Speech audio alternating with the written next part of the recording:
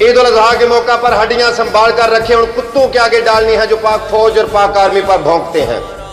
الفاظ کے پردوں میں جن سے مخاطب ہوں وہ جان گئے ہوں گے کیوں نام لیا جائے۔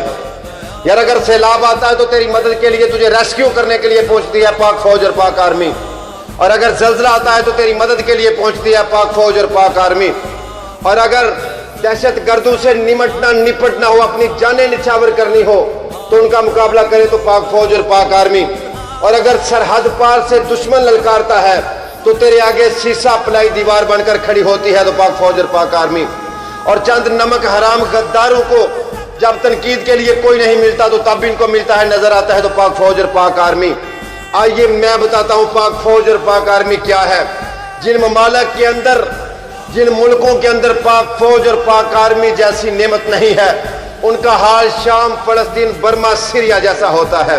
میں نے اپنی آنکھوں سے بے یارو مددگار بارڈروں کے اوپر پریشان مرتے بھوکے اور گلی گلی ملکوں دھکے کھاتے دیکھے ہیں، بوڑھے بچے عورتیں مرد ذلیل ہوتے میں نے دیکھے ہیں۔ پاک آرمی سے میں اتنا صرف کہنا چاہوں گا کہ پوری قوم آپ کے ساتھ ہے، کسی موڑ پر کبھی آپ نے اپنی قوم کو مایوس نہیں کیا، تو پاکستانی قوم، سارے کی ساری قوم، چند نمک حرام غداروں کے علاوہ پوری قوم آپ کے ساتھ قدم با قدم ساتھ کھڑی ہے۔ کوئی بھی محاذ ہو، کوئی بھی معاملہ ہو، یار آرمی والے کون لوگ ہیں؟ ہمارے بھائی ہیں، ہمارے بیٹے ہیں، ہمارے چچا لوگ ہیں، کوئی اور مخلوق نہیں ہے۔ کوئی شرم ہوتی ہے، کوئی حیا ہوتی ہے، لیکن ان نمک حراموں غداروں کو کیا پتا کہ وہ کہاں ہوتی ہے۔ شکر کرو کہ ہمیں ایسی نعمتیں، اگر میں بھی اس انداز سے، اس لہجے سے بات کر رہا ہوں تو مجھے بھی فخر ہے کہ میرے پیچھے کوئی ہے۔ ہاں میں ایک سیولین ہوں، میں پاکستان کا عام شہری ہوں، اور میں قوم کی ترجمانی کر رہا ہوں، ہر غیور پاکستانی کی ترجمانی کر رہا ہوں کہ ہر غیور پاکستانی اپنی فوج، اپنی آرمی کے ساتھ قدم با قدم ساتھ کھڑا ہے، کوئی بھی محاذ ہو، کوئی بھی معاملہ ہو۔ جب سپاہ سالار جنرل قمر جاوید باجوہ جیسے ہوں تو پھر ہمیں پریشان ہونے کی، مایوس ہونے کی ضرورت نہیں ہے۔ میں ایک آخر میں عرض کرنا چاہوں گا جناب وزیر اعظم عمران خان صاحب سے اور جنرل قمر جاوید باجوہ صاحب سے کہ یورپ میں بڑی دیر رہ کر آیا ہوں، ابھی بھی میں جانتا ہوں اتنی دیر تک شناختی کارڈ جاری نہیں ہوتا جب تک کوئی بچہ ان کا 2 سال کی آرمی کی، اپنی فوج کی ٹریننگ نہیں کر لیتا۔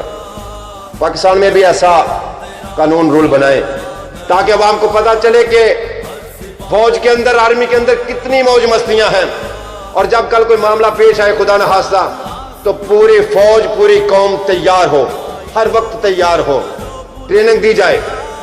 یہ میری عرض ہوگی۔ اور کشمیر کی موجودہ صورتحال کو دیکھ کر میں کہنا چاہوں گا، قائد اعظم محمد علی جناح رحمۃ اللہ علیہ نے کہا تھا کہ کشمیر پاکستان کی شارگ ہے۔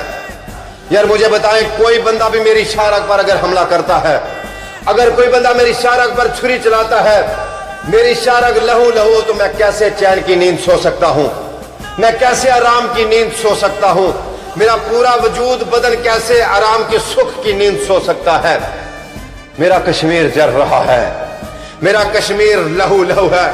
ہر بچہ کہہ رہا ہے، we want freedom, we want peace, Pakistan is very peaceful country, Indian prime minister Modi is very very big terrorist of world. میں نہیں کہہ رہا، جائیں کشمیر میں دیکھیں، میرا کشمیر جل رہا ہے۔